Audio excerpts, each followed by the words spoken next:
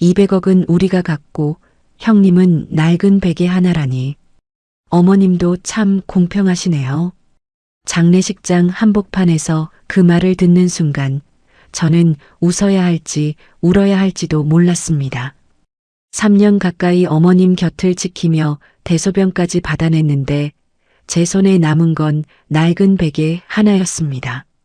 그 말을 내뱉은 동서의 입꼬리는 끝없이 올라가 있었고 주변 친척들은 저를 안쓰럽게 바라보거나 은근히 고소하다는 표정을 지었습니다. 저는 쏟아지는 시선 속에서도 아무 말 없이 낡은 베개 하나를 품에 안았습니다. 안녕하세요. 사연 전송입니다. 오늘도 귀한 시간 내어 함께 해주셔서 감사합니다. 구독과 좋아요 눌러주시고 어느 지역에서 함께하고 계신지 댓글로 인사 남겨주세요.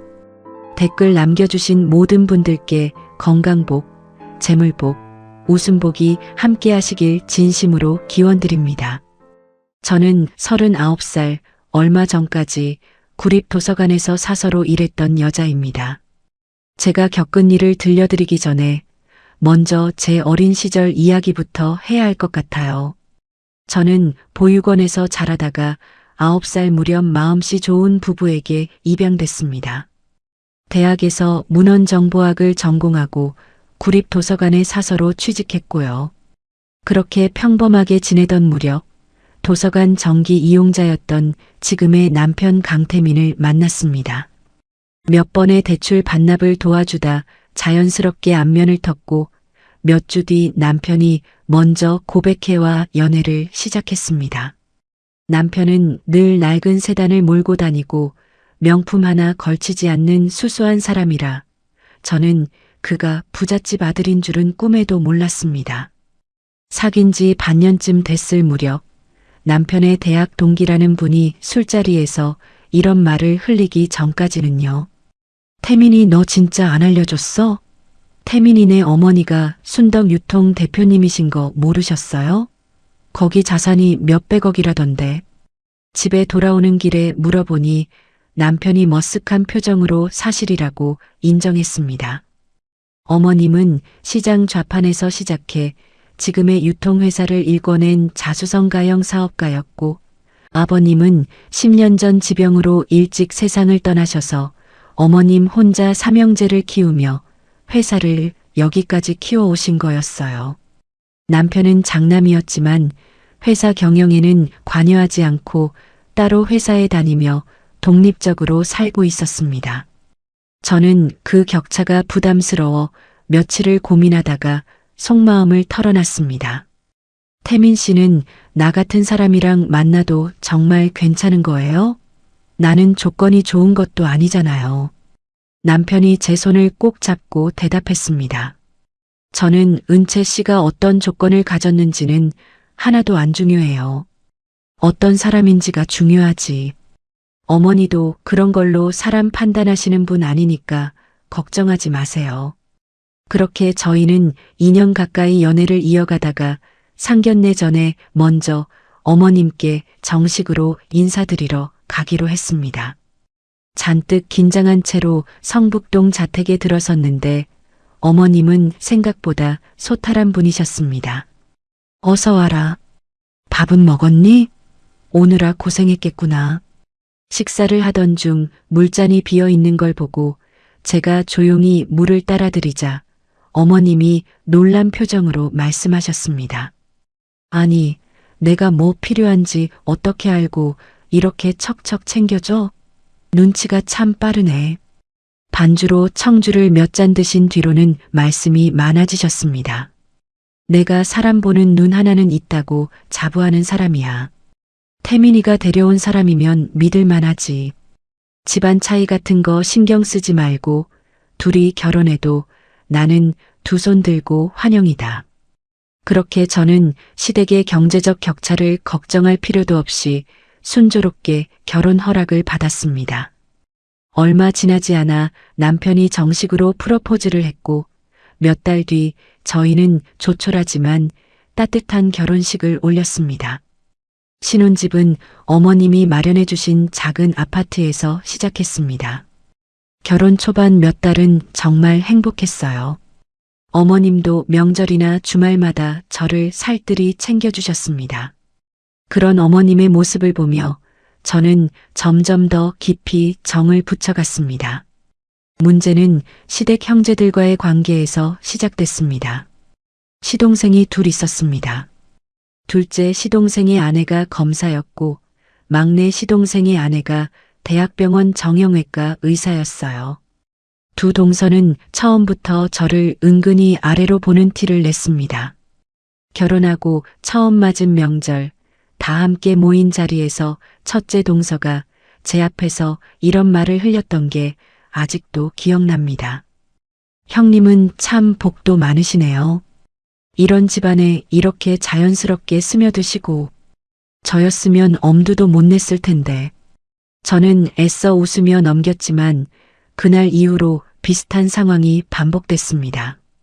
제가 보육원 출신이라는 사실을 어머님이 무심코 언급하신 다음부터는 둘째 동서까지 거들고 나섰어요. 어쩐지 어릴 때부터 눈칫밥 먹고 자란 티가 나더라니. 그러니까 이런 집안까지 넘볼 생각을 했겠지. 이런 말들은 항상 어머님이 안 계신 자리에서만 오갔습니다. 제가 억울한 마음에 항의를 해봐도 두 동서는 마치 짝이라도 한 듯 시치미를 뗐어요. 형님, 무슨 말씀이세요? 저희가 언제 그런 말을 했다고 그러세요? 맞아요. 형님이 요즘 예민하신가 봐요. 우리가 형님한테 왜 그런 말을 하겠어요? 이런 식으로 발뺌하니 저 혼자만 이상한 사람이 되는 상황이었죠. 어머님이 계실 때는 또 언제 그랬냐는 듯 살갑게 굴었기 때문에 어머님은 며느리들 사이의 갈등을 전혀 눈치채지 못하셨습니다. 두 동서의 은근한 텃세는 여기서 그치지 않았습니다. 어머님 생신 잔치가 있던 날 친척들과 지인들이 여럿 모인 자리에서 둘째 동서가 사람들 앞에 대놓고 저를 소개하며 이렇게 말한 적도 있었어요. 이쪽은 저희 형님이신데 도서관에서 일하세요. 저희랑은 좀 다른 세계에 계시죠. 말투는 웃는 얼굴이었지만 그 안에 담긴 뜻은 누가 들어도 저를 낮잡아 보는 소리였습니다. 옆에 있던 첫째 동서가 거들듯이 한마디를 보탰습니다. 저희 셋이 이렇게 모이면 참 다채롭지 않아요? 다들 걸어온 길이 워낙 다르니까요. 형님은 어떤 길을 걸어서 여기까지 오셨는지 다들 궁금해하실 것 같아요. 그 자리에 있던 친척 어르신들 몇 분이 어색하게 웃으며 화제를 돌렸지만 저는 얼굴이 화끈거려서 견딜 수가 없었습니다. 그날 집에 돌아와서도 그 말이 계속 귓가에 맴돌아 잠을 설쳤습니다. 또 한 번은 명절 차례를 지내고 다 같이 상을 물리던 자리에서 첫째 동서가 대뜸 제 앞으로 서류 봉투 하나를 슬쩍 내밀며 이런 말을 한 적도 있습니다. 형님, 이거 우리의 학원 팸플릿인데 한번 보실래요? 요즘 이 정도는 다 보내더라고요. 형님도 앞으로 애 키우시려면 이런 것도 알아두셔야죠. 굳이 그 자리에서 학원비가 얼마인지, 얼마나 값비싼 교육을 시키는지 줄줄이 늘어놓던 모습이 저에게는 은근한 자랑이자 비교로밖에 들리지 않았습니다.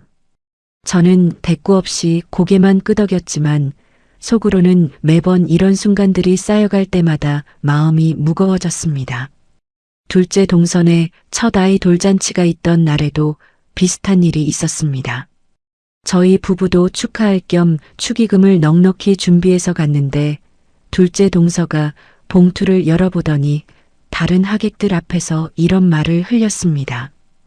어머, 형님도 이렇게 챙겨주시고. 그런데 이 정도면 사서 월급으로는 꽤 무리하신 거 아니에요? 저희는 신경 안 쓰셔도 되는데. 돈 봉투 액수를 사람들 앞에서 콕 짚어 말하는 것도 모자라 굳이 제 형편을 걱정하는 척하며 망신을 주는 화법이었습니다. 저는 그 자리에서 얼굴이 빨개진 채로 아무 말도 못하고 서 있었습니다.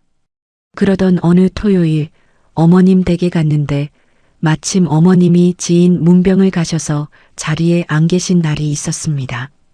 저 혼자 거실에 어색하게 앉아 있는데 두 동서와 시동생들만 있는 자리라 공기가 냉랭하게 느껴졌습니다. 막내 시동생이 절 붙잡고 이런 말을 꺼냈어요. 형수님, 솔직히 말해봐요. 저희 집 재산 보고 결혼하신 거 아니에요? 저번에 어머니한테 해외여행 가고 싶다고 은근히 흘리셨다면서요. 사실 저는 그저 친구랑 통화하면서 친구가 다녀온 해외여행 이야기를 부러워했을 뿐이었습니다.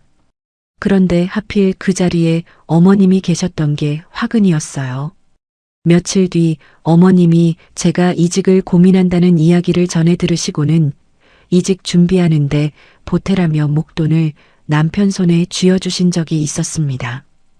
저는 아직 이직할 상황도 아니었고 어머님께 이미 받은 게 많다는 생각에 그 돈을 정중히 돌려드렸어요. 그런데 며칠 뒤 가족 모임 자리에서 첫째 동서가 그 일을 완전히 왜곡해서 폭탄 발언을 하더라고요. 제가 다 봤어요. 형님이 아주버님 옆구리 찌르면서 돈 받아오라고 시키는 거. 사실 저는 그저 남편에게 그만 받으라고 옆구리를 찔렀을 뿐인데 상황이 완전히 뒤바뀌어 제가 재산을 노리는 여자로 몰리고 있었습니다. 억울한 마음에 사실대로 해명해도 소용이 없었어요. 둘째 동서까지 거들며 이렇게 몰아붙였습니다. 형님이 어머니 재산 보고 시집 온 거 다 아는데 왜 자꾸 아니라고 하세요? 순진한 척 그만하세요. 결국 저는 그날 이후로 시댁 모임에 갈 때마다 작은 녹음기를 가방 속에 챙겨 다니기 시작했습니다. 처음 몇 번은 딱히 쓸만한 내용이 녹음되지 않았지만 시간이 지날수록 두 동서는 저를 만만하게 봤는지 점점 더 노골적으로 말을 쏟아냈습니다. 그렇게 몇 달치 녹음 파일이 쌓여갈 무렵 결정적인 사건이 벌어졌습니다. 어머님 생신을 앞두고 온 가족이 모인 자리였습니다.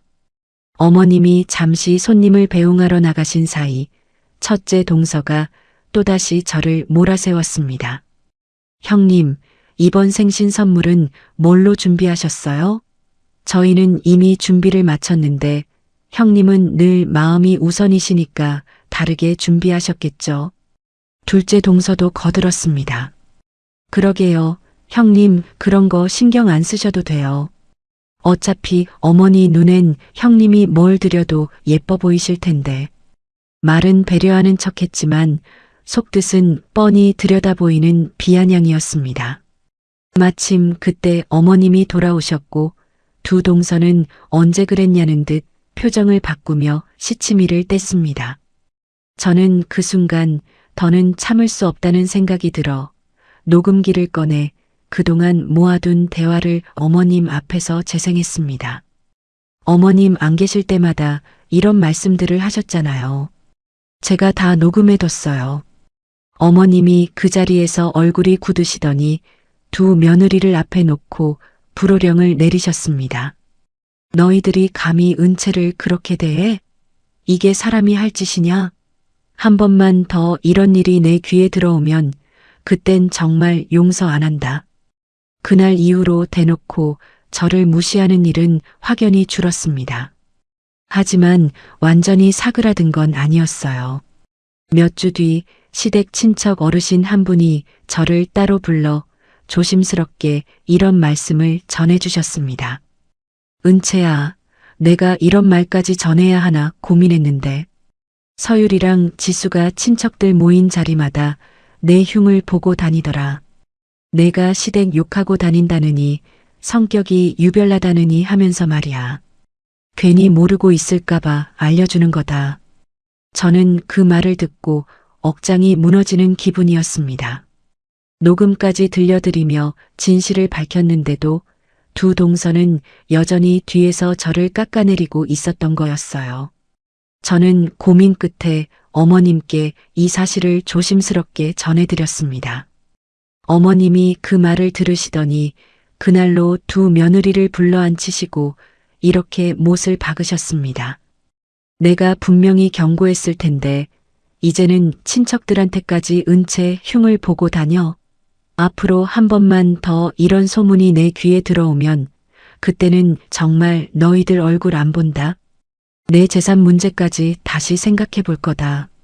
재산 이야기가 나오자 두 사람은 그제야 사색이 되어 다시는 그러지 않겠다고 굽신거렸습니다. 그 뒤로는 적어도 대놓고 저를 헐뜯는 소문은 잦아들었지만 저는 그때부터 두 사람을 완전히 믿지 않게 됐습니다. 시댁 문제와는 별개로 남편과 저의 신혼생활 자체는 소소하게 행복했습니다. 주말이면 저희가 처음 만났던 도서관 근처 카페에 나란히 앉아 각자 좋아하는 책을 읽곤 했어요. 남편은 여전히 경제서적을 손에서 놓지 않았고 저는 소설을 즐겨 읽었는데 가끔 서로 읽던 책의 한 구절을 소리내어 읽어주며 웃곤 했습니다.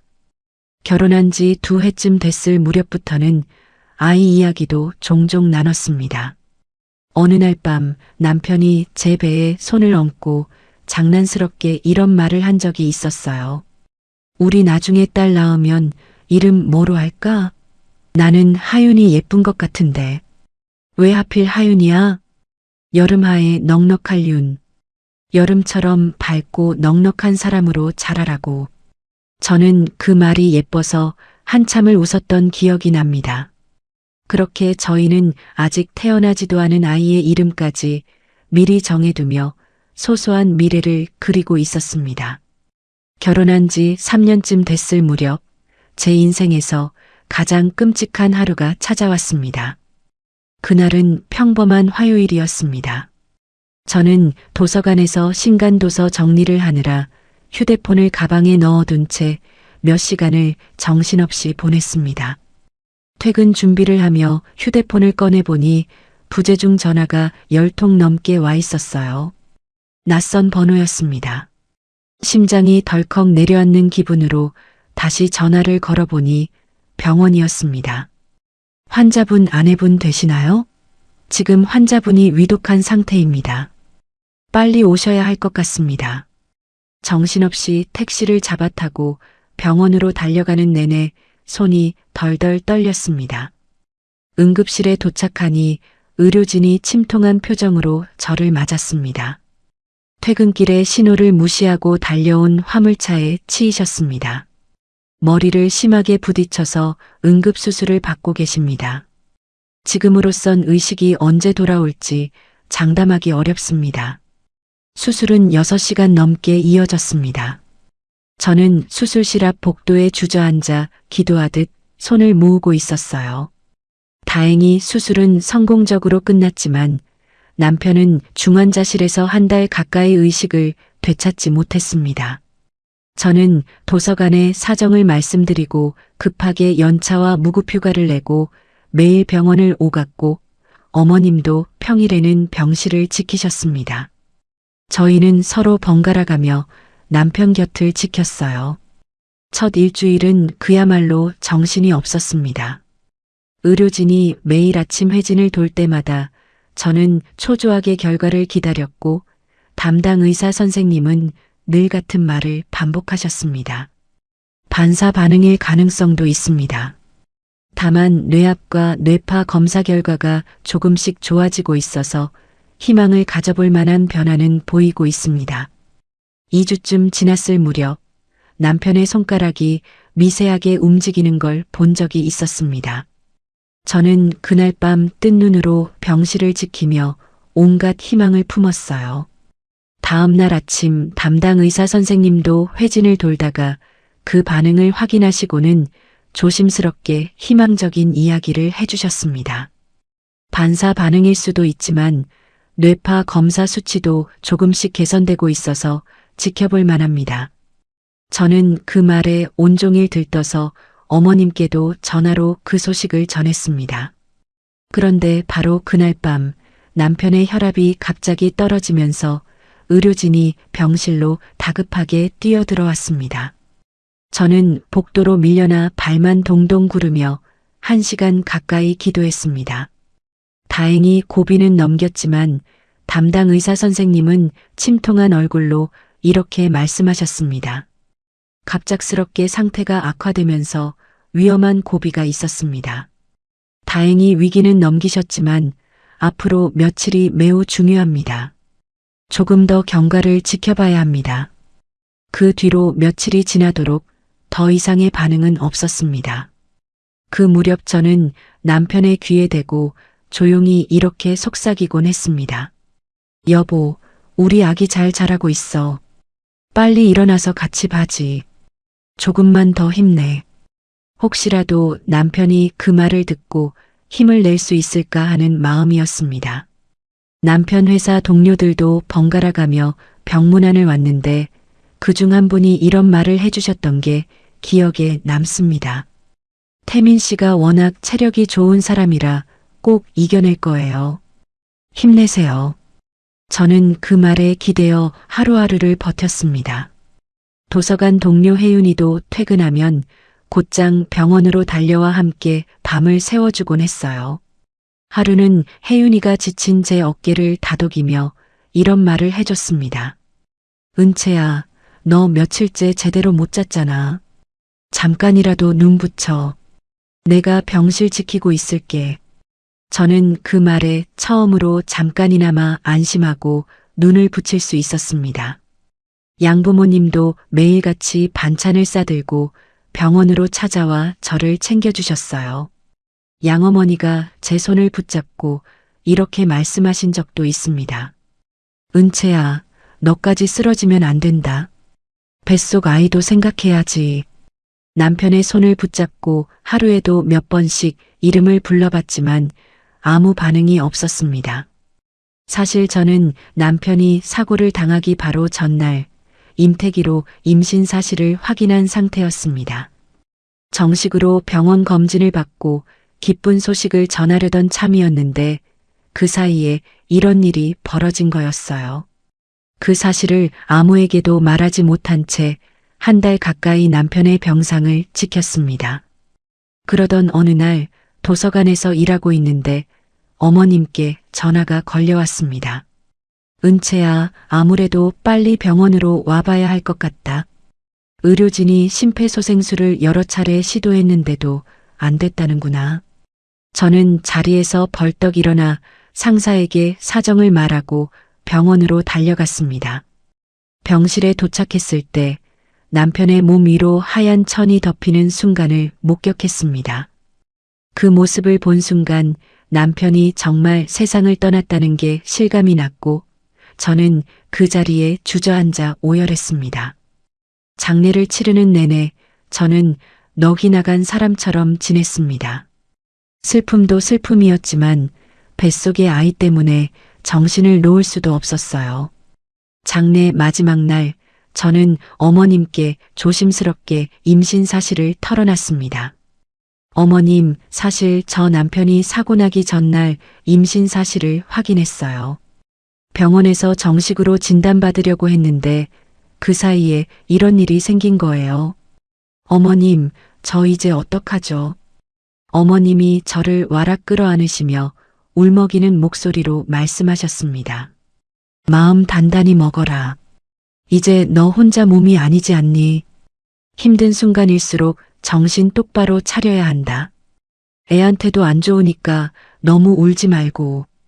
장례가 끝난 뒤 저는 남편과 살던 신혼집을 정리하며 혼자 아이를 키울 준비를 하고 있었습니다. 도서관에도 복귀해야 했는데 첫 출근날 혜윤이가 아무 말 없이 제자리에 따뜻한 차 한 잔을 놓아주고 갔던 기억이 납니다.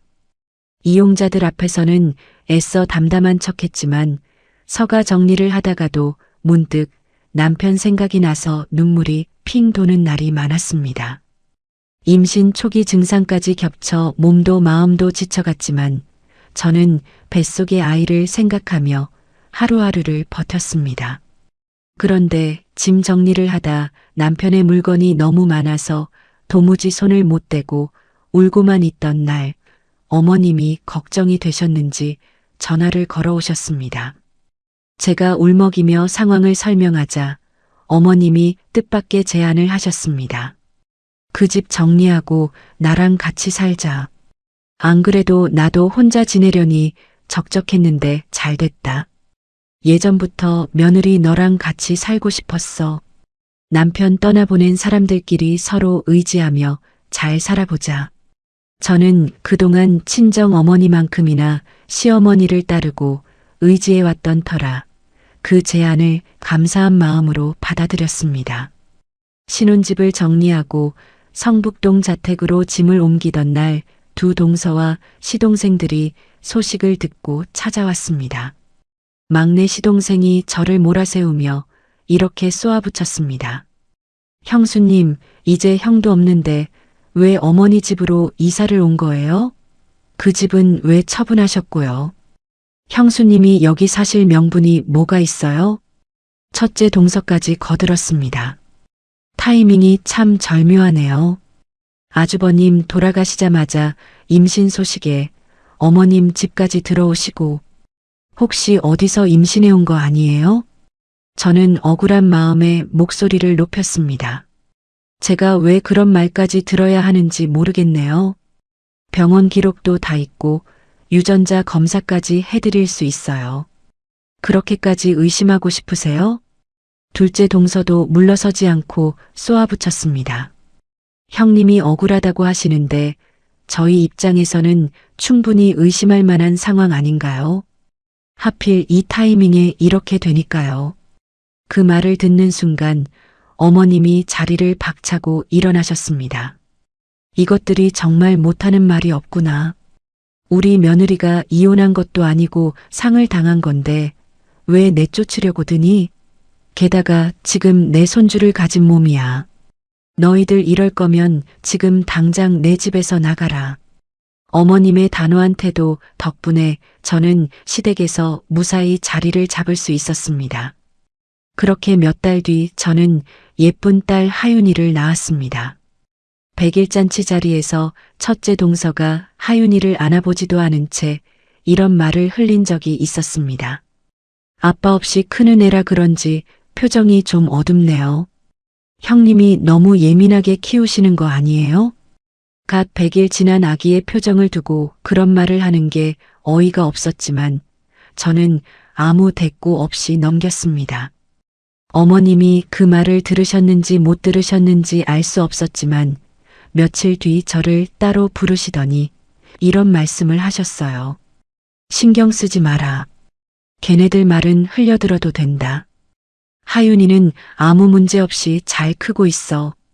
그 말 한마디에 저는 큰 위안을 얻었습니다. 어머님은 손녀를 애지중지 아껴주셨어요. 밤늦게까지 우는 아이를 대신 안아주시기도 하고 주말이면 손수 이유식을 만들어 먹이시기도 했습니다. 저 역시 어머님을 친정 어머니처럼 의지하며 하윤이를 키웠고 그렇게 몇 년의 시간이 평온하게 흘러갔습니다. 하윤이 첫돌 때는 어머님이 손수 돌잔치를 준비해 주셨습니다. 돌잡이 상에는 실과 연필 대신 작은 도서관 카드와 앙증맞은 저금통을 슬쩍 올려두시며 웃으셨습니다. 우리 하윤이는 책 좋아하고 알뜰한 아이로 크면 좋겠다. 엄마 닮아서 그럴 것 같긴 하지만 하윤이가 4살 무렵부터 조금씩 아빠에 대해 묻기 시작했습니다.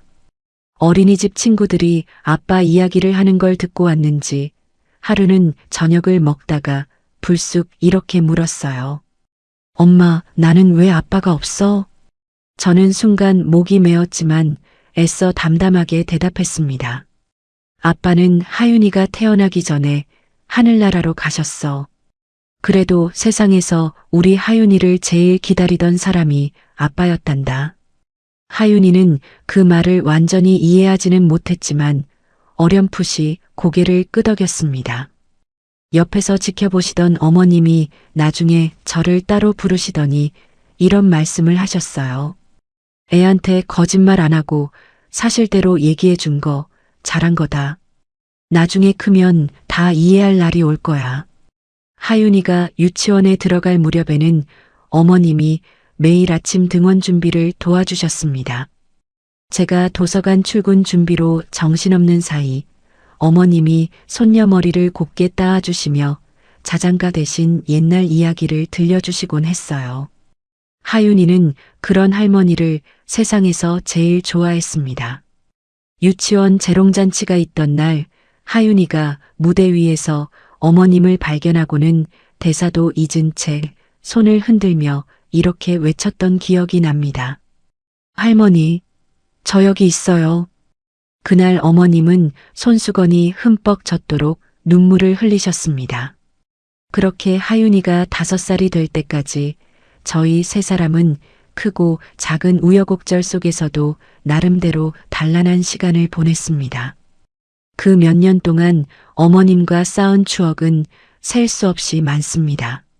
매년 김장철이 되면 어머님은 마당에 큰 고무대야를 몇 개씩 놓고 동네 아주머니들까지 불러 함께 김장을 하셨는데 저는 그때마다 어머님 옆에서 배추 속을 버무리는 법을 하나하나 배웠습니다.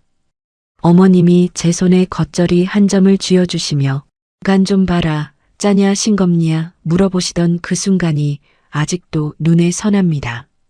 명절 전날이면 재래시장에 나가 장을 보곤 했는데 어머님은 늘 제 몫으로 좋아하는 과일을 몰래 하나씩 더 담으셨어요.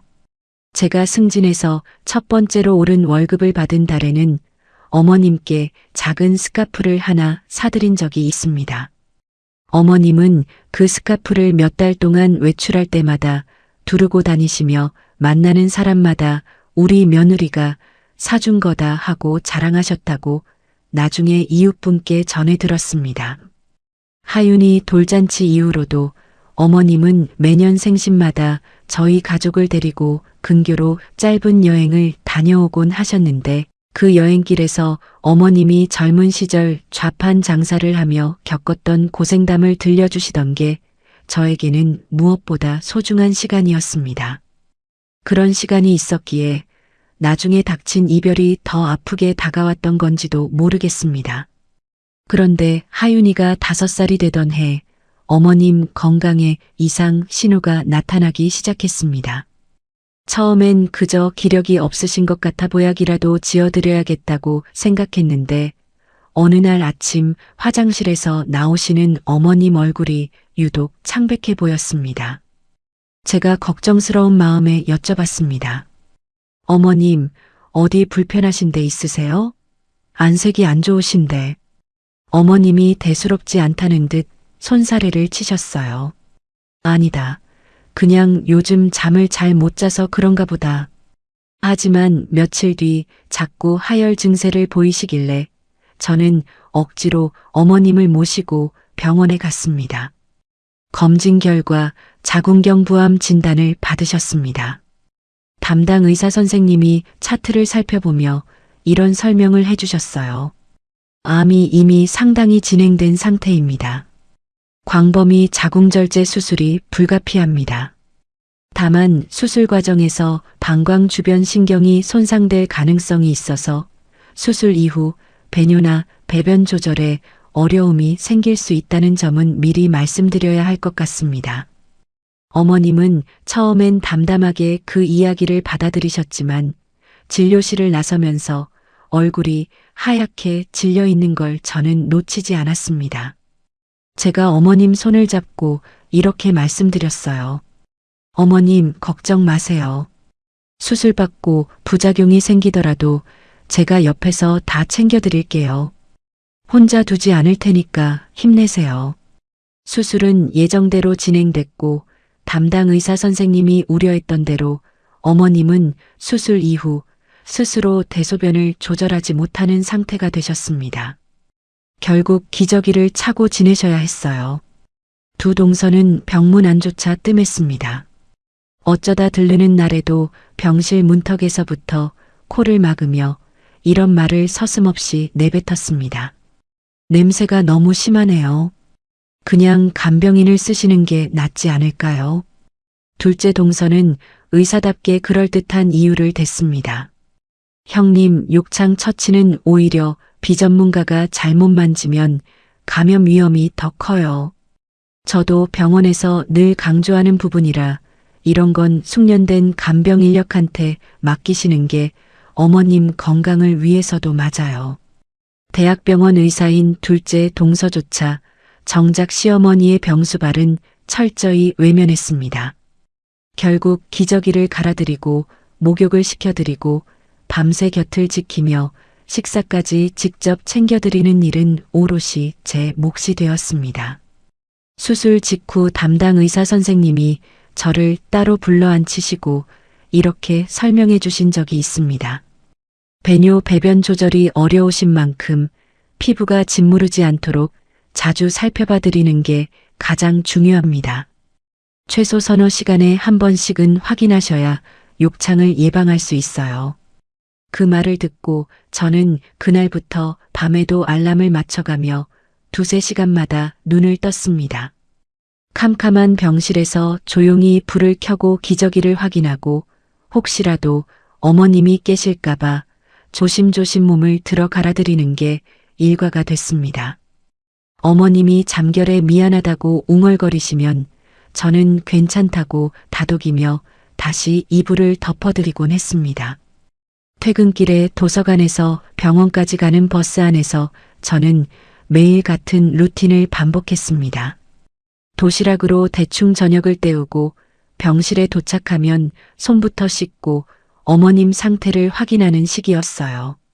목욕도 제가 직접 시켜드렸는데 처음에는 몸을 씻겨드리는 게 서투르고 조심스러워서 물 온도를 몇 번이나 확인하곤 했습니다.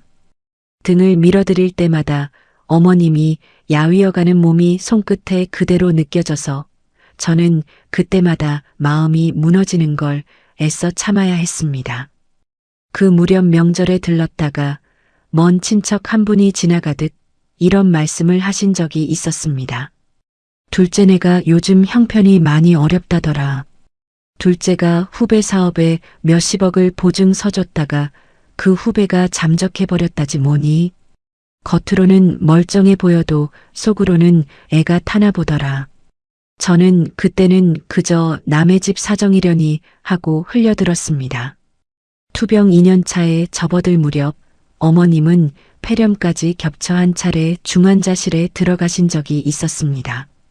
며칠 동안 생사를 넘나드셨는데 그때 저는 남편을 떠나보냈던 기억이 떠올라 밤마다 잠을 이루지 못했습니다. 다행히 어머님은 고비를 넘기고 다시 눈을 뜨셨고 그날 저를 보시더니 이런 말씀을 하셨어요. 내가 또 너를 이렇게 고생시키는구나.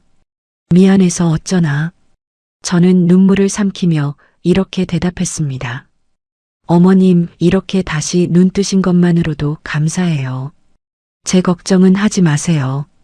그렇게 고비를 넘긴 뒤에도 병세는 완전히 회복되지 않았고 어머님은 이후로도 몇 차례 더 입원과 퇴원을 반복하셨습니다.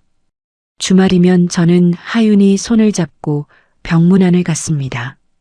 하윤이가 6살 되던 해 생일에는 어머님이 병상에 앉으신 채로 손녀를 위해 서투른 솜씨로 종이접기를 해주신 적도 있었어요.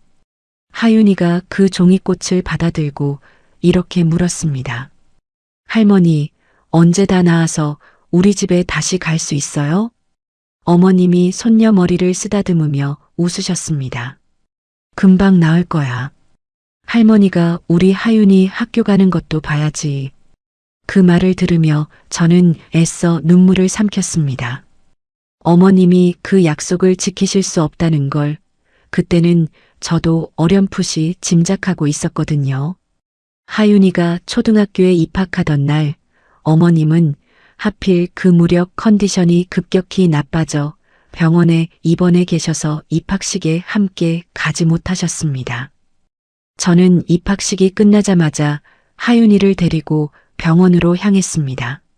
하윤이가 새 책가방을 맨 채로 병실 문을 열고 들어서며 이렇게 외쳤어요. 할머니, 저 이제 초등학생이에요. 어머님이 힘겹게 몸을 일으키시더니 손녀를 꼭 안아주셨습니다.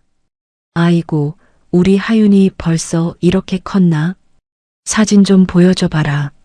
저는 휴대폰으로 찍어온 입학식 사진을 어머님께 하나하나 보여드렸습니다. 어머님은 사진 속 하윤이 모습을 몇 번이고 다시 확대해 보시며 눈을 떼지 못하셨어요. 그 모습을 지켜보며 저는 속으로 조용히 눈물을 삼켰습니다. 한 번은 어머님 지인들이 단체로 병문안을 오신 날이 있었습니다. 그날따라 두 동서도 체면 치레로 잠깐 얼굴을 비쳤는데 하필 그 자리에서 기저귀를 갈아드려야 하는 상황이 생겼습니다.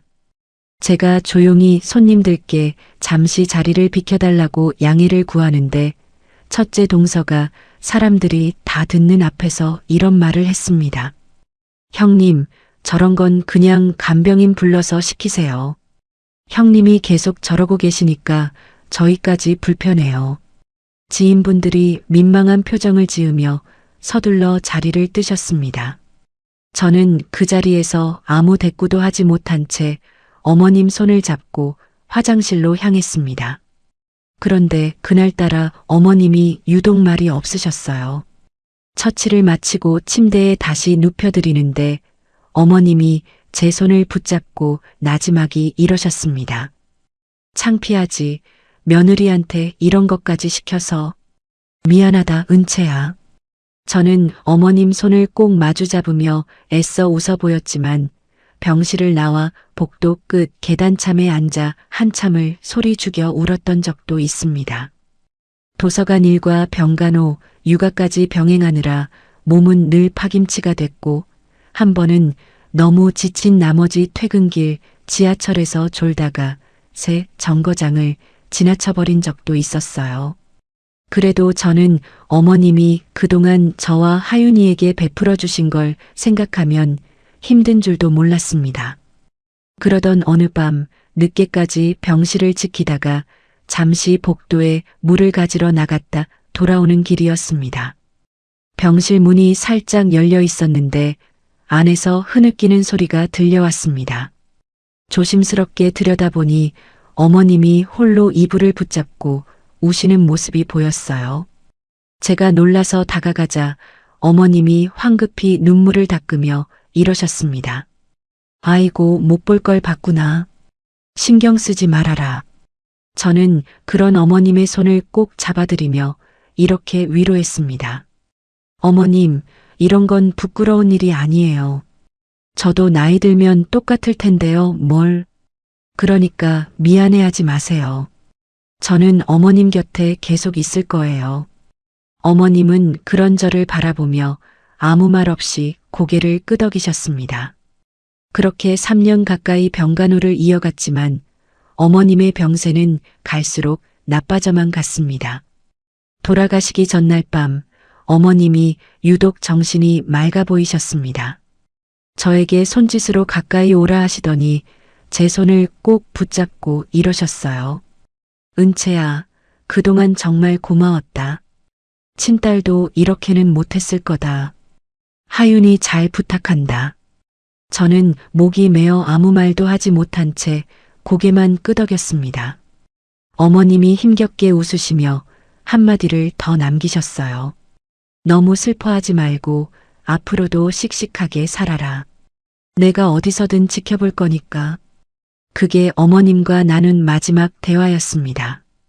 다음 날 새벽 병원에서 마지막 숨을 거두시던 순간 저는 어머님의 손을 붙잡고 있었습니다. 장례식장은 3일장으로 치러졌습니다. 첫째 동서와 둘째 동서는 조문객을 맞이하는 내내 눈물 한 방울 보이지 않고 스마트폰만 들여다보고 있었어요. 반면 저는 3일 내내 빈소를 지키며 조문객 한 분 한 분께 인사를 드렸습니다. 둘째 날 밤 발인을 앞두고 잠시 쉬려고 상복 차림 그대로 구석 의자에 앉아 있는데 첫째 동서가 다가와 이런 말을 건넨 적이 있었습니다. 형님, 그동안 고생 많으셨죠. 이제 어머니도 편히 가셨으니 형님도 좀 쉬세요. 말투만 들으면 위로 같았지만 저는 그 말 끝에 묘하게 섞인 안도감을 놓치지 않았습니다. 조문객 중에는 순덕 유통 임직원분들도 여럿 계셨는데 회사의 향후 경영권이 어떻게 될지를 두고 조용히 술렁이는 분위기도 느껴졌습니다. 발인 날 아침 연구차가 화장장으로 향하는 동안 두 동서는 차 안에서도 낮은 목소리로 무언가를 소곤거렸습니다. 저는 그때까지만 해도 그게 유산 이야기일 거라고는 짐작조차 못했습니다. 장례를 마치고 집으로 돌아온 뒤에도 한동안은 도무지 실감이 나지 않았습니다. 성북동 집 안 곳곳에 어머님의 흔적이 그대로 남아 있었거든요. 거실 소파에는 늘 덮고 계시던 무릎 담요가 그대로 걸쳐져 있었고 부엌에는 드시다 만 한약 봉지가 그대로 놓여 있었습니다. 하윤이는 며칠 동안 밤마다 할머니를 찾으며 울었습니다. 엄마, 할머니는 언제 와? 나 할머니 방에 가고 싶어. 저는 그 말에 뭐라고 대답해야 할지 몰라 그저 하윤이를 꼭 안아줄 수밖에 없었습니다. 정작 저 자신도 어머님이 지내시던 방문 앞에서 몇 번이나 서성이다가 손잡이를 잡지 못하고 돌아섰습니다. 그 방에 들어가는 순간 모든 게 진짜 끝났다는 걸 인정해야 할 것 같아서 좀처럼 용기가 나지 않았어요. 그렇게 정신없이 한 달 가까이 지나서야 어머님이 남기신 유언을 확인하는 자리가 마련됐습니다. 성북동 자택 서재에 온 가족이 모였고 어머님이 생전에 지정해 두신 김 변호사님이 서류 가방을 열어 유언장을 꺼내셨습니다. 김 변호사님은 어머님이 회사를 키워오시는 동안 오랫동안 법률 자문을 맡아오신 분으로 저희 가족 사정을 누구보다 잘 알고 계셨어요. 그분이 안경을 고쳤으며 차분한 목소리로 유언장을 낭독하기 시작했는데 저는 그 자리에서 귀를 의심할 수밖에 없었습니다. 고인께서는 예금과 주식 등 금융자산 200억 상당을 둘째 아들 강태호 씨와 셋째 아들 강태준 씨에게 각 절반씩 상속한다고 유언하셨습니다. 저에게는 단 한 푼도 남기지 않으셨다는 겁니다. 그 말을 듣자마자 두 동서는 서로 마주보며 회심의 미소를 지었습니다. 첫째 동서가 대놓고 저를 향해 비아냥거렸습니다. 형님은 그동안 병수발 등값으로 대체 뭘 받으셨나 궁금하네요. 변호사가 이어서 말을 꺼냈습니다. 고인께서 만면은님이신 서은채 님께 남기신 유품이 하나 있습니다. 생전에 쓰시던 베개입니다. 낡은 베개 하나. 그게 제가 받은 유일한 유산이었습니다. 둘째 동서가 그 베개를 보더니 이죽거렸습니다. 200억 대신 헌 베개라니 딱 형님한테 어울리는 유산이네요. 3년 동안 대소변 받아낸 값이 겨우 이거예요? 그 자리에 함께 있던 두 시동생도 서로 눈빛을 주고받으며 안도하는 기색이 역력했습니다. 둘째 시동생이 헛기침을 하며 이렇게 거들었습니다. 형수님, 서운하게 생각하지 마세요. 어머니가 다 생각이 있으셔서 그러셨겠죠. 변호사가 자리를 정리하려는데 첫째 동서가 굳이 한마디를 더 보탰습니다. 저희가 뭐 억지로 받은 것도 아니고 어머니가 알아서 판단하신 거잖아요. 형님도 그동안 어머니한테 예쁨 받으셨으니 서운해할 처지는 아니신 것 같은데요. 저는 그 말에도 아무 대꾸를 하지 않았습니다. 두 사람이 낄낄대는 소리를 들으면서도 저는 이상하게 화가 나지 않았습니다. 어머님이 저에게 그동안 얼마나 많은 것을 베풀어 주셨는지 알고 있었으니까요. 실제로 어머님은 남편이 세상을 떠난 뒤부터 매달 따로 생활비와 투자금을 챙겨주셨고 투자하는 법까지 손수 가르쳐 주셨습니다. 우량주 위주로 분산 투자하는 법, 무리한 레버리지는 절대 쓰지 않는 법, 남들이 좋다고 몰리는 종목일수록 오히려 한 걸음 물러나 살펴보는 법까지 어머님은 마치 당신이 살아온 인생의 지혜를 모조리 물려주시듯 하나하나 짚어가며 가르쳐 주셨습니다. 덕분에 저는 이미 하윤이 학비까지 걱정 없을 만큼의 자산을 모아둔 상태였어요. 그래서 저는 담담하게 이렇게 말했습니다. 저는 어머님께 서운한 거 없어요. 그동안 많이 받았으니 이걸로 충분해요. 두 동서는 그런 제 반응이 오히려 못마땅했는지 계속 수군거렸습니다. 남편이 어머님보다 먼저 세상을 떠났기 때문에 저와 하윤이는 남편의 자리를 대신하는 대습상속인이었습니다. 유류분을 주장할 여지도 있었지만 저는 어머님의 마지막 뜻을 두고 소송까지 벌일 생각은 조금도 없었어요. 더는 그 자리에 있고 싶지 않아 낡은 베개를 챙겨 집으로 돌아왔습니다. 보름쯤 지났을까요? 하윤이가 할머니 냄새가 밴 베개를 계속 끌어안고 다니더니 어느 날 거실에서 그 베개를 베고 뒹굴다가 갑자기 저를 부르는 소리가 들렸습니다. 엄마, 이거 뭐야? 달려가 보니 베개 한쪽 모서리가 낡아서 뜯어져 솜이 비죽 튀어나와 있었고 하윤이가 그 틈으로 손을 넣어 뭔가를 만지작거리고 있었습니다. 제가 조심스럽게 솜을 헤집어 보니 안감 깊숙한 곳에 실로 꼼꼼히 다시 박음질한 흔적이 있었습니다. 그 자리를 뜯어보니 작은 주머니가 숨겨져 있었고 그 안에서 작은 열쇠 하나가 나왔습니다. 그 열쇠를 보는 순간 머릿속에 번뜩 떠오르는 장면이 있었습니다. 어머님이 돌아가시기 몇 달 전 병세가 잠시 호전돼서 퇴원해 계실 때였습니다. 그날 저녁 제가 식사를 도와드리고 있는데 어머님이 갑자기 안방으로 저를 데려가시더니 서랍장 뒤편에 숨겨진 낡은 감고를 보여주신 적이 있었거든요. 그때 어머님은 이렇게 말씀하셨습니다. 여기 금고가 있다는 것만 알아둬라. 나중에 안에 든 걸 보여줄 날이 올 거야. 저는 그 금고를 까맣게 잊고 지내다가 열쇠를 보자마자 그 순간이 떠올랐습니다. 곧장 어머님이 지내시던 방으로 향했습니다. 어머님이 돌아가신 뒤로 한 번도 다시 들어가 보지 않았던 방이라 문을 여는 손끝이 떨렸습니다. 방 안에는 어머님이 쓰시던 화장대와 옷장이 그대로 놓여 있었고 아직도 은은하게 그분의 향이 배어 있었습니다. 서랍장을 조심스럽게 밀어내자 정말로 그 뒤편에 낡은 금고가 그대로 자리하고 있었습니다. 저는 한참을 그 앞에 쭈그려 앉아 숨을 고른 뒤에야 떨리는 손으로 열쇠를 꽂았습니다. 그런데 오랫동안 쓰지 않은 자물쇠라 그런지 열쇠가 뻑뻑하게 걸려 잘 돌아가지 않았습니다.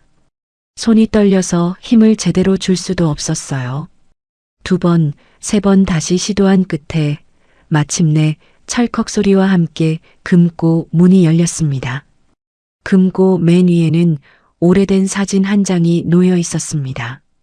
무심코 그 사진을 들여다본 순간 저는 온몸이 얼어붙는 것 같았습니다. 처음 보는 여자의 얼굴이었는데 저와 똑같았거든요. 그제야 오래전 기억 하나가 선명하게 떠올랐습니다. 사실 저에게는 보육원에서 함께 자란 일란성 쌍둥이 여동생이 있었습니다. 제가 8살 되던 해 보육원 운영이 어려워지면서 저희 자매는 서로 다른 시설로 뿔뿔이 흩어지게 됐어요. 헤어지던 날 동생이 제 손을 붙잡고 이렇게 말했던 게 아직도 생생합니다. 언니, 우리 어른 되면 꼭 다시 만나자. 내가 돈 많이 벌어서 언니한테 다 나눠줄게. 성인이 된 뒤 동생을 찾으려고 백방으로 수소문했지만 동생이 있던 시설도 이미 문을 닫은 뒤라 흔적조차 찾을 수 없었습니다. 그렇게 마음 한구석에 묻어두고 지내던 존재를 저는 사진 한 장으로 이렇게 다시 마주하게 된 거였습니다. 저는 그 자리에 주저앉아 한참을 울었습니다. 한참을 울고 난 뒤에야 사진 밑에 편지 한 통이 놓여 있는 걸 발견했습니다. 그 밑으로는 서류 뭉치와 작은 수첩도 보였지만 저는 우선 떨리는 손으로 편지부터 펼쳤습니다. 날짜를 보니 어머님이 돌아가시기 며칠 전에 쓰신 편지였습니다.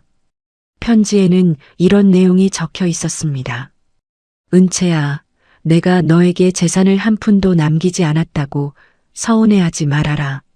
둘째와 막내에게 물려준 그 200억에는 다 이유가 있다. 지금 당장은 이해가 안 가겠지만 시간이 지나면 저절로 알게 될 거다. 저는 그 문장을 몇 번이고 다시 읽었습니다. 대체 무슨 의미인지 처음엔 이해가 가지 않았거든요. 편지는 이어졌습니다. 나는 병상에 누워 있으면서도 정신은 또렷했다. 그래서 알게 된 게 있었어. 둘째 아들이 벌인 사업이 이미 여러 번 실패해서 빚더미에 앉아 있었고, 막내도 무리한 투자로 큰 돈을 날린 상태였지. 나는 그것들이 내가 죽기만을 기다린다는 것도 알고 있었다. 편지는 어머님이 병원에 입원해 계실 때 있었던 일에 대해서도 설명하고 있었습니다. 사실 저는 그날의 정황을 어렴풋이 알고 있었어요.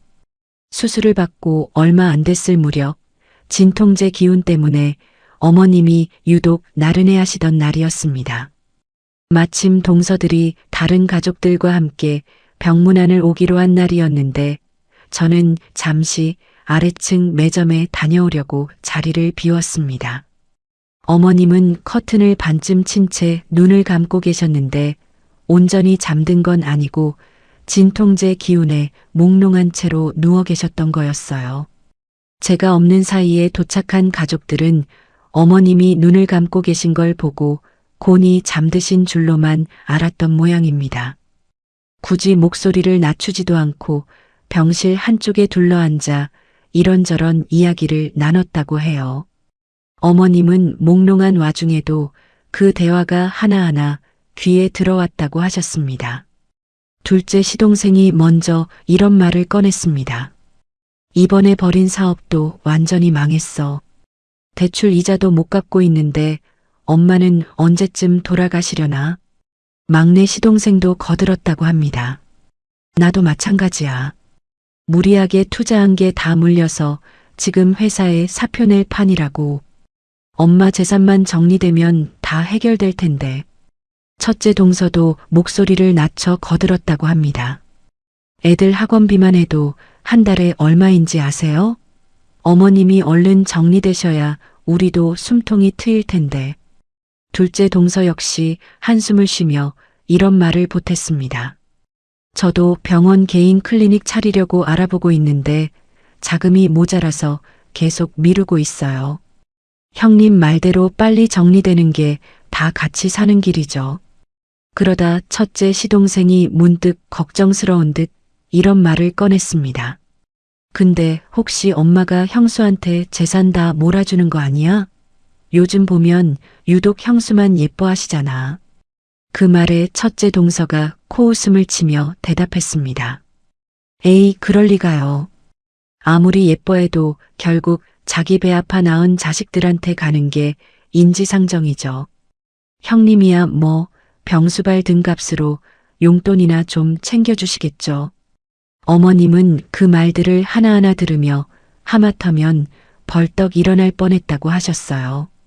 하지만 그 순간 오히려 냉정하게 결심을 굳히셨다고 편지에 적혀 있었습니다. 너와 하윤이에게 더 많은 걸 남겨주고 싶었지만 그렇게 했다간 그 아이들이 끝까지 소송을 걸어올 거라 생각했다. 그래서 나는 다른 방법을 택했어. 그 아이들이 가장 탐낼 것들을 그대로 갖게 두기로 한 거다. 그 재산은 내가 마음대로 처분할 수 있는 상황도 아니었다. 괜히 손을 댔다간 더 큰 문제가 생길 수도 있었지. 너에게는 이미 충분히 남겨주었다. 매달 보내준 돈과 내가 스스로 불려온 자산이 진짜 내가 남긴 유산이란다. 이 성북동 집도 몇 해 전에 이미 네 앞으로 명의를 돌려놓았으니 누구 눈치 보지 말고 하윤이와 편히 살아라. 그리고 몇 년 전 술김에 잃어버린 동생 이야기를 털어놓았던 날이 아직도 기억난다. 그날 이후 나는 아는 사람들에게 부탁해 조용히 수소문했다. 평생 혼자라고 생각하며 살아온 네가 이제는 더 이상 외롭지 않았으면 좋겠다.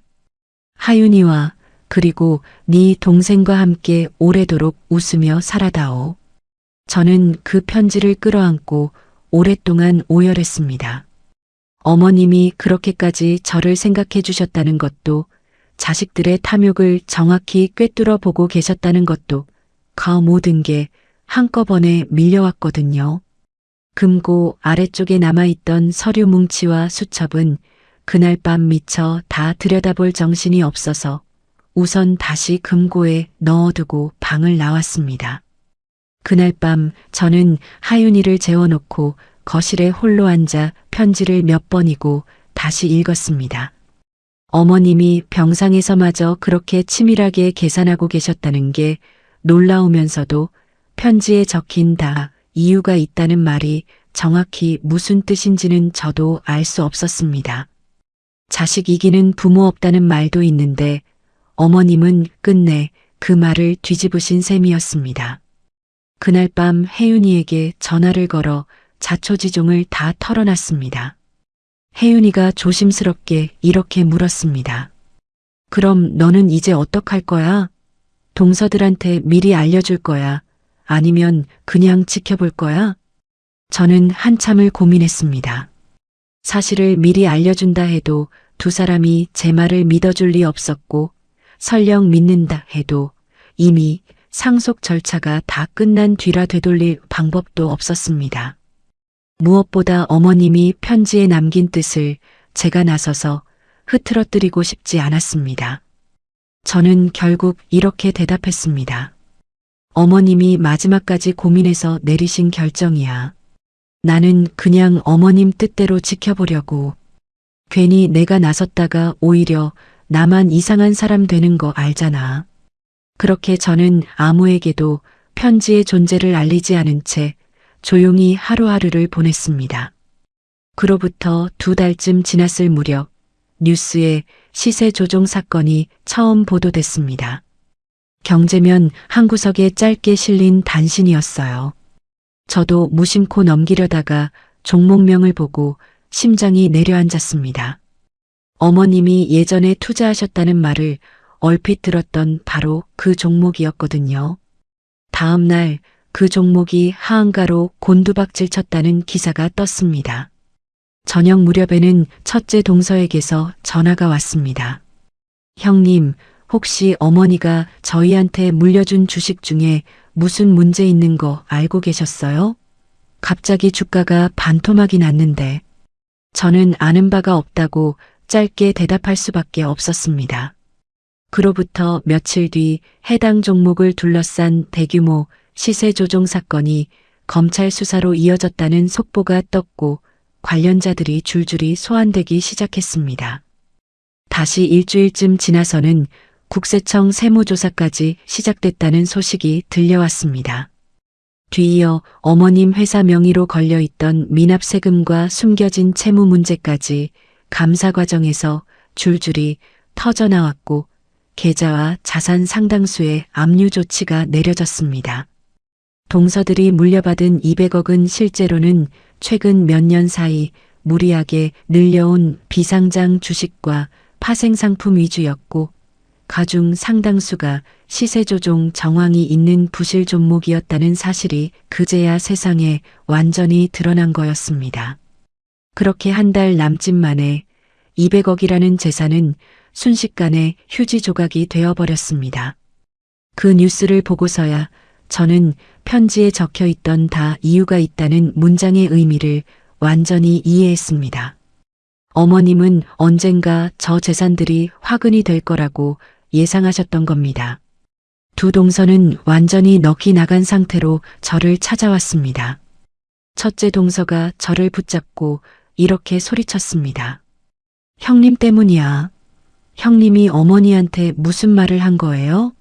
어머니가 왜 갑자기 이런 짓을 하셨겠어요? 저는 차분하게 받아쳤습니다. 제가 무슨 말을 했겠어요? 어머님이 병실에서 자식들이 하는 말을 다 들으셨던 것뿐이에요. 본인이 한 말은 생각 안 나세요? 두 사람은 그제야 무슨 상황인지 짐작이 갔는지 얼굴이 하얗게 질렸습니다. 하지만 이내 첫째 동서가 다시 태세를 가다듬으며 이렇게 쏘아붙였습니다. 내가 명색이 검사예요. 이 유언장 법적으로 뒤집을 방법이 분명히 있을 거예요.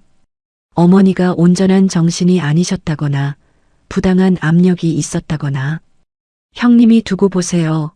이대로는 절대 안 끝나요. 그 자신만만하던 목소리가 나중에는 어떻게 됐는지 저는 뒤늦게 전해 들었습니다. 검사인 첫째 동서가 곧바로 다른 변호사를 찾아가 유언 무효 소송이 가능한지부터 알아봤다고 합니다. 그러다 보니 두 동서는 오히려 저에게 화살을 돌려 저를 원망하기 시작한 거였습니다. 며칠 뒤 두 시동생 부부가 다시 저를 찾아와 무릎을 꿇다시피 하며 사정했습니다. 막내 시동생이 이렇게 말했어요.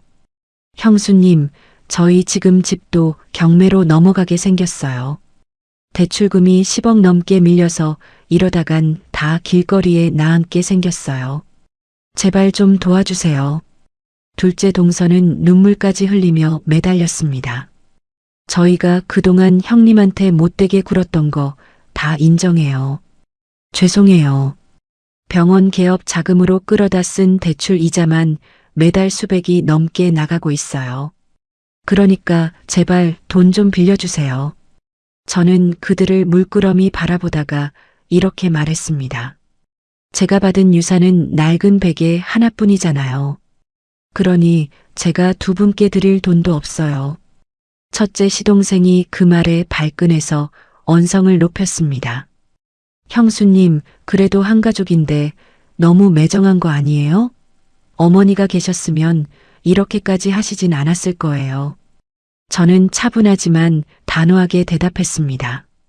어머님이 계셨다면 당신들이 병실 앞에서 무슨 말씀을 하셨는지도 다 아셨겠죠.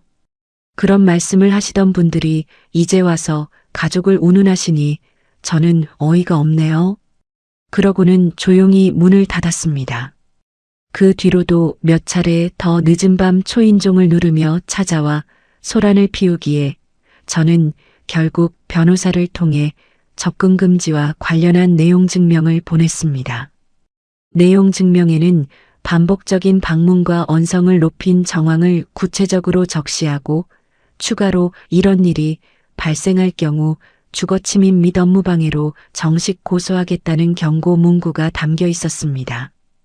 변호사님이 이런 말씀을 해주셨어요. 이 정도 내용 증명이면 대부분 위축돼서 더 이상 찾아오지 않습니다. 그래도 계속 그러면 그때는 바로 고소 절차 들어가시면 됩니다. 실제로 내용 증명을 받은 뒤로는 두 시동생 부부 모두 한동안 잠잠했습니다. 그 이후로는 더 이상 저를 찾아오지 않았습니다. 며칠 뒤 마음이 조금 가라앉고 나서야 저는 금고 아래쪽에 남아있던 서류 뭉치와 수첩을 다시 꺼내 찬찬히 살펴봤습니다. 그 안에는 동생의 옛 이름과 입양 후 바뀐 이름, 몇 년 전까지의 거주지 기록이 정리돼 있었어요. 이 모든 일이 정리될 무렵 저는 그 자료를 들고 동생을 찾아 나섰습니다. 처음 찾아간 곳은 관할 구청 가족관계 등록 부서였습니다. 담당 공무원은 서류를 훑어보더니 조심스럽게 이런 이야기를 해줬습니다. 입양 후 이름이 바뀐 경우라 시간이 좀 걸릴 수 있어요. 예전에 계셨던 보육원 쪽 기록도 함께 확인해 보시는 게 좋을 것 같습니다. 그 말에 저는 곧장 저희 자매가 어릴 적 함께 지냈던 보육원 터를 찾아갔습니다. 이미 오래전 문을 닫고 다른 건물이 들어서 있었지만 관할 지자체에 남아있던 옛 아동복지시설 기록 보관소를 통해 당시 원화 명부 사본을 겨우 확인할 수 있었습니다. 그 명부에서 동생의 옛 이름 옆에 붙어있던 작은 사진 한 장을 발견했을 때는 저도 모르게 그 자리에서 눈물이 났습니다. 어린 시절 얼굴 그대로였거든요.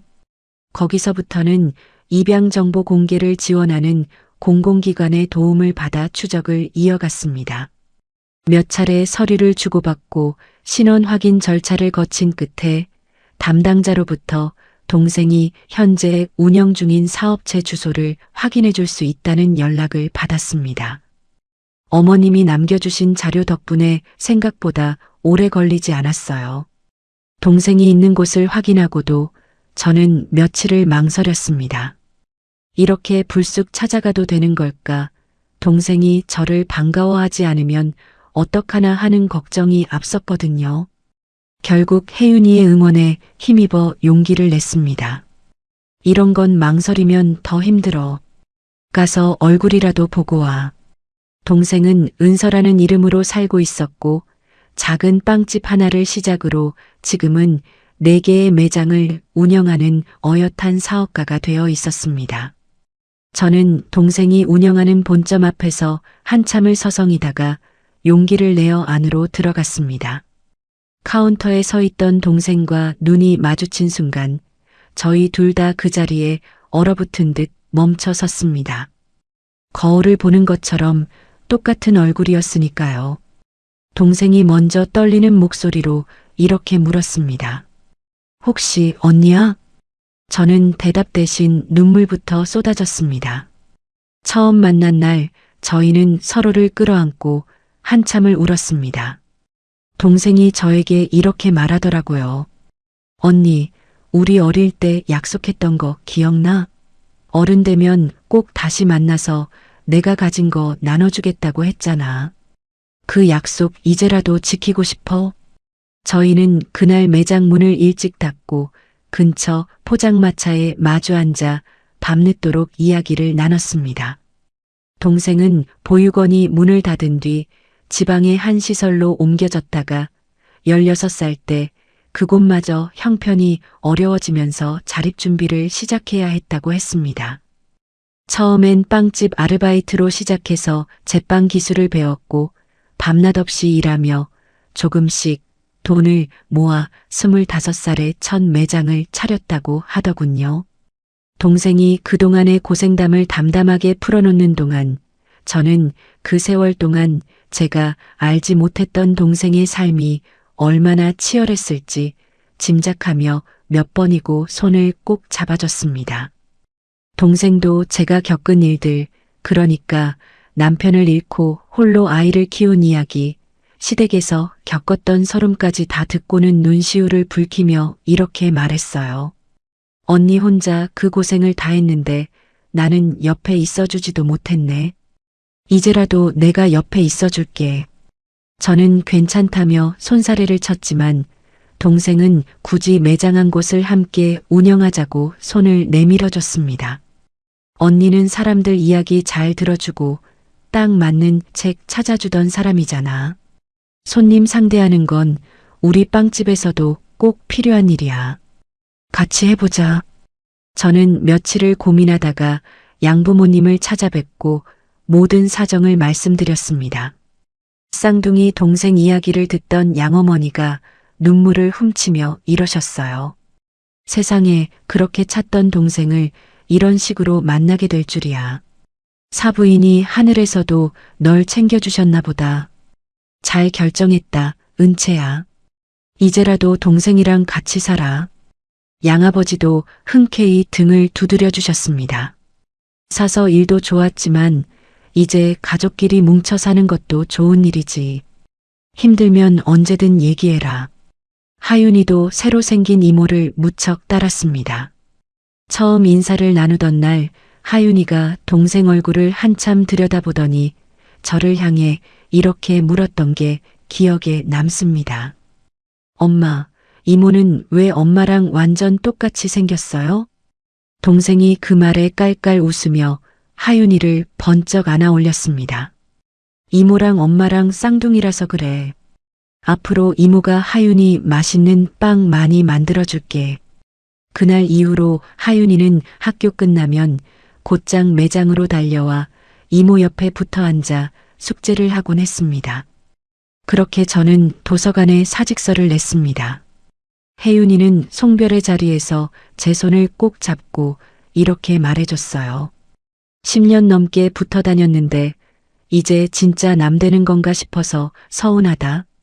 그래도 너 행복한 게 먼저지. 종종 빵 사러 갈게. 오랫동안 몸담았던 곳이라 아쉬움도 컸지만 동생과 함께 할 수 있는 시간이 더 소중하게 느껴졌거든요. 처음엔 계산도 서툴고 반죽하는 법도 몰라서 실수투성이었지만 동생이 하나하나 차근차근 가르쳐줬습니다. 매장에서 제가 처음으로 혼자 응대한 손님은 근처 회사에 다니는 젊은 여성분이었는데 제가 긴장한 티를 너무 냈는지 그분이 웃으며 여기 사장님 새로 오셨나 봐요. 친절하시네요 하고 말을 건네주셨던 게 아직도 기억에 남습니다. 그날 밤 동생과 저는 그 소소한 칭찬 하나로 늦게까지 웃음이 끊이지 않았어요. 그해 추석에는 처음으로 동생과 함께 명절을 보냈습니다. 저와 양부모님, 하윤이, 동생까지 다 같이 모여 송편을 빚었는데 동생이 서투른 솜씨로 송편을 빚으며 이런 말을 했습니다. 우리 이렇게 다 같이 명절 보내는 거 평생 처음이야.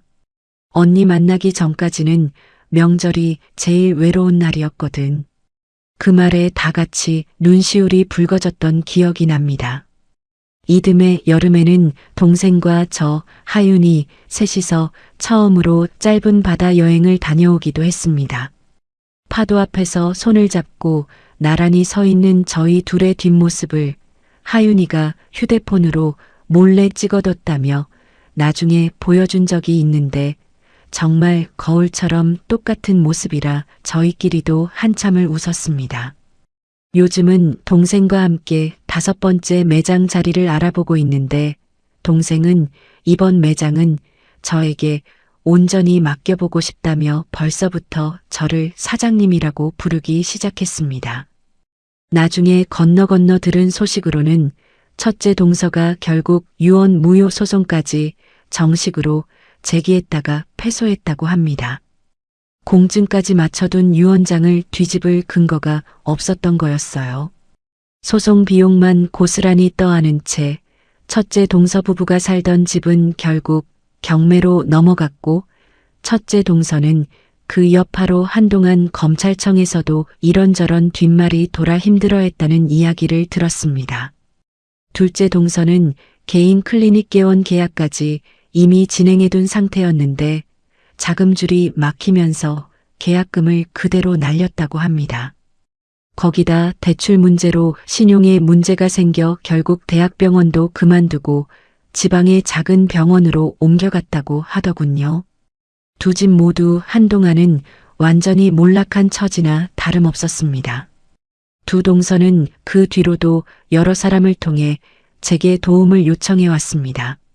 한 번은 첫째 동서가 화장기 없는 얼굴로 저희 매장 앞까지 직접 찾아온 적도 있었어요. 형님, 저 여기까지 어렵게 찾아왔어요. 딱 3천만 원만 빌려주시면 안 될까요? 애들 전학 문제도 있고 정말 급해서 그래요. 저는 매장 안으로 들이지 않고 문 앞에 선 채로 대답했습니다. 저번에 말했잖아. 나는 줄 돈이 없어. 그리고 이런 식으로 찾아오는 거 나도 더는 감당하기 힘드니까 앞으로는 연락하지 말아줘. 첫째 동서는 한참을 서성이다가 결국 아무 소득 없이 돌아갔습니다. 그 뒤로 저는 더 이상 마음을 쓰지 않기로 했습니다. 대신 그 시간에 저는 동생과 함께 새 매장을 준비하고 하윤이 학교 행사를 챙기며 하루하루를 채워가고 있습니다. 지금 저는 도서관 일을 정리하고 동생과 함께 작은 빵집을 꾸려가고 있습니다. 하윤이는 이제 9살이 됐고 어머님이 물려주신 투자 감각 덕분에 저희 모녀는 경제적으로도 부족함 없이 살고 있어요. 가끔 밤에 하윤이를 재우고 나면 저는 거실 한편에 앉아 어머님이 남기신 베개를 꺼내 가만히 안아보곤 합니다. 그 안에 숨겨져 있던 작은 열쇠 하나가 제 인생을 얼마나 크게 바꿔놓았는지 생각하면 지금도 마음이 먹먹해집니다. 어머님은 마지막 순간까지도 자식들의 탐욕을 냉정하게 꿰뚫어 보시면서도 저에게만큼은 한없이 다정한 분이셨습니다. 한 달에 한 번쯤은 하윤이 그리고 동생과 함께 어머님 산소를 찾아갑니다. 지난달에도 셋이서 봉분 앞에 나란히 앉아 어머님이 좋아하시던 청주 한 잔을 올렸는데 하윤이가 봉분을 쓰다듬으며 이렇게 말하더라고요. 할머니, 저 이제 이모도 생겼어요. 걱정하지 마세요. 그 말을 듣고 저와 동생은 서로를 바라보며 웃음 반, 눈물 반으로 고개를 끄덕였습니다. 도서관 동료였던 혜윤이도 요즘은 주말마다 저희 빵집에 놀러와 신제품 시식을 도와주곤 합니다. 며칠 전에는 혜윤이가 갓 나온 빵을 한 입 베어 물고는 이렇게 말했어요. 너 진짜 여기 오길 잘했다. 사서 할 때보다 얼굴이 훨씬 편해 보여. 그 말을 듣는데 저도 모르게 웃음이 났습니다. 돌이켜보면 낡은 베개 하나로 시작된 이 모든 일이 저에게는 오히려 새로운 인생의 문을 열어준 열쇠였던 셈입니다. 여러분, 저는 처음에 낡은 베개 하나를 받았을 때 정말 서운했습니다. 사람 마음이라는 게 참 간사해서 그 순간에는 3년 동안의 병간호가 전부 부정당한 것 같은 기분마저 들었어요. 하지만 지나고 보니 그 베개야말로 어머님이 저에게 남기신 가장 값진 유산이었어요. 겉으로 보이는 숫자에 눈이 멀었던 두 동서는 결국 그 숫자에 발목이 잡혀 무너졌고 저는 오히려 그 숫자 너머에 있던 진짜 마음을 손에 쥐게 됐습니다. 사람들은 제가 베개 하나를 받았다고 저를 불쌍하게 여겼습니다. 하지만 결국 가장 큰 유산을 받은 사람은 저였습니다. 혹시 여러분 곁에도 지금은 이해되지 않는 누군가의 마음이 있다면 너무 서둘러 오해하지는 마셨으면 좋겠습니다. 시간이 지나야 비로소 알게 되는 사랑도 있다는 걸 저는 어머님을 통해 배웠습니다. 여기까지 제 이야기 들어주셔서 진심으로 감사합니다.